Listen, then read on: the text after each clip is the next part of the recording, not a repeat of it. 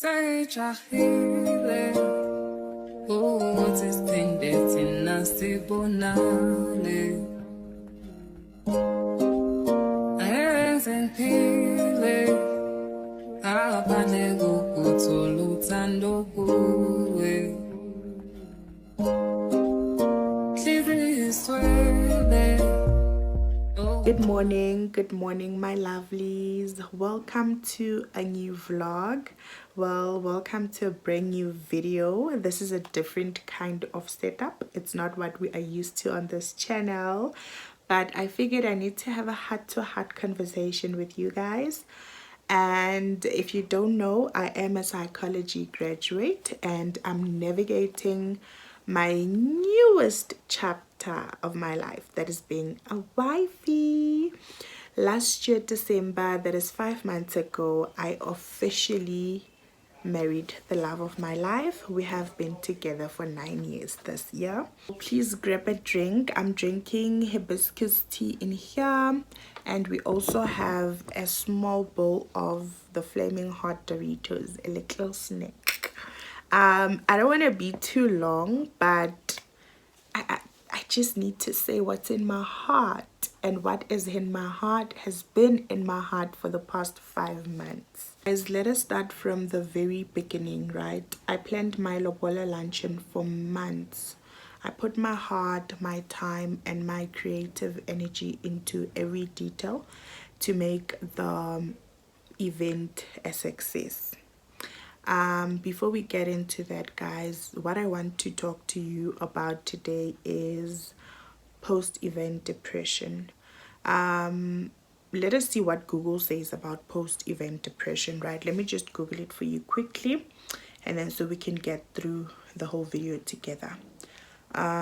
Post-event depression or post-event blues is a temporary drop in mood, energy, or motivation following a highly anticipated event like a wedding or a vacation, right?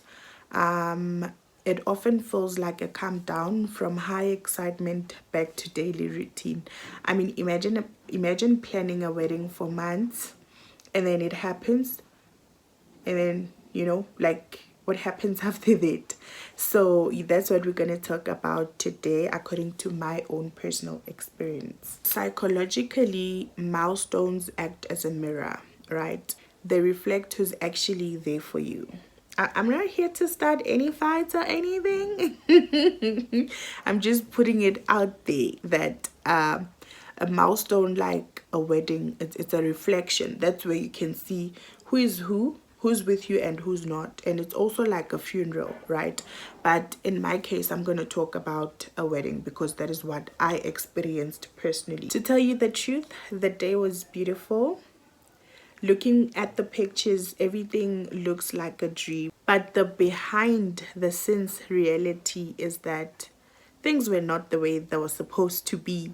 Things were not the way I wanted them to be, or the way I planned for them to be. I am one person that likes to be prepared.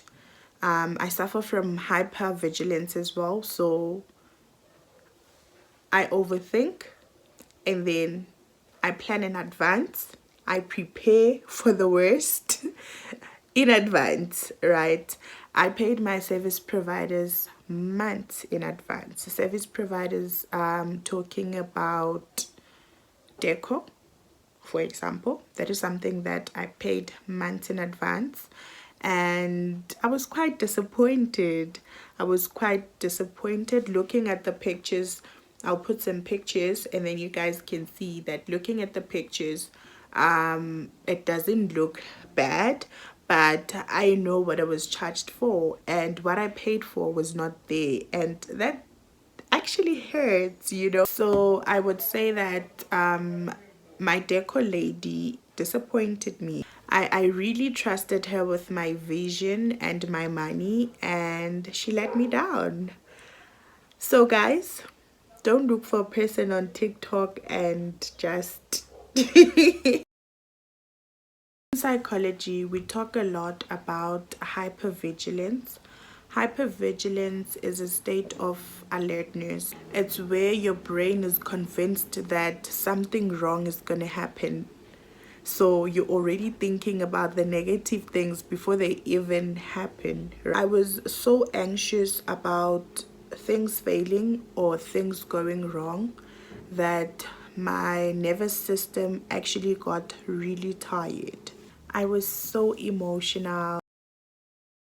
I cried, and if I'm being completely honest with you, I didn't have the emotional support I desperately needed in those moments. I felt incredibly lonely.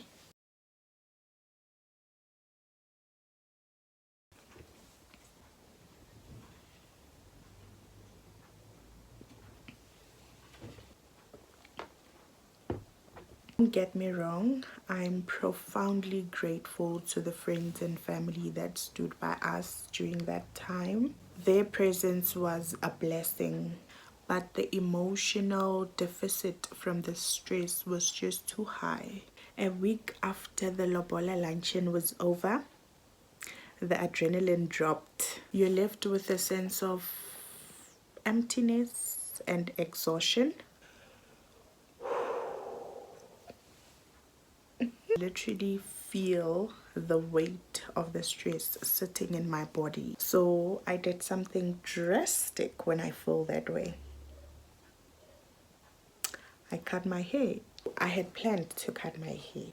It wasn't just a style choice, it was a physical release. It was my way of shedding the anxiety. It was like cutting away the trauma, cutting away the disappointments, and literally forcing myself to start afresh. Guys, when I tell you that it took me so long to process the hangover of that day, not the alcohol hangover, like it took me from December up until May to actually talk about this, and that's okay, right? We see so many videos of Lobola luncheons, wedding preps, the dresses, the big day, the cake, the decor, but we really talk about what happens when the guests leave.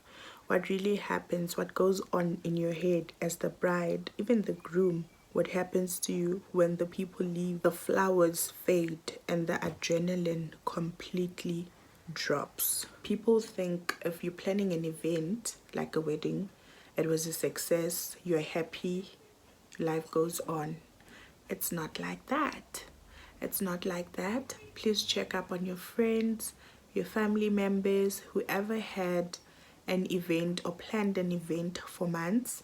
They could, after the event, they could be going through post event depression.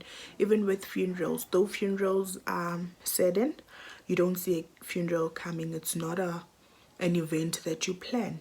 But what happens when the people leave? You know, you came, you supported me, I lost someone, a relative or whatever, and you came, you supported me, and then you leave. Like, what happens to me the next day, you know?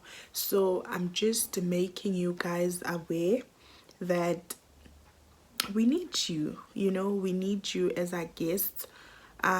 Come celebrate with us, but check on us even post the event.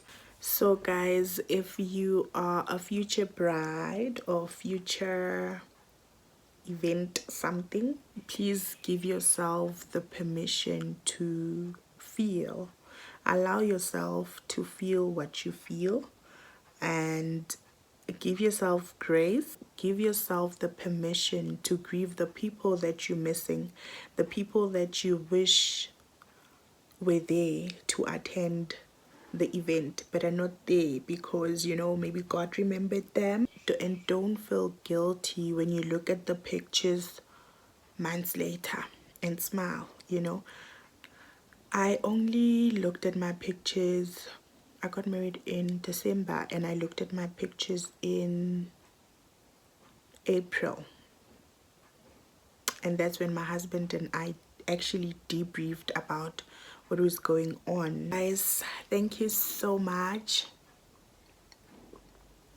Thank you so much for allowing me to be completely raw and unfiltered. This channel is a space of real life, not just the aesthetic summaries of our day-to-day life. So let's talk in the comments.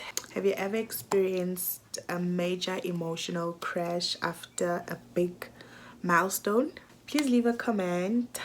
Please engage with me, like, and make sure that you have subscribed. If you'd like more sit down videos, you can say that in the comments. And if there's anything that you want to know about me, if I'm comfortable, I will share in the next sit down. We're sitting on, let's say, 125 subscribers. Imagine, count 1 up to 100. That's a lot of subscribers, guys.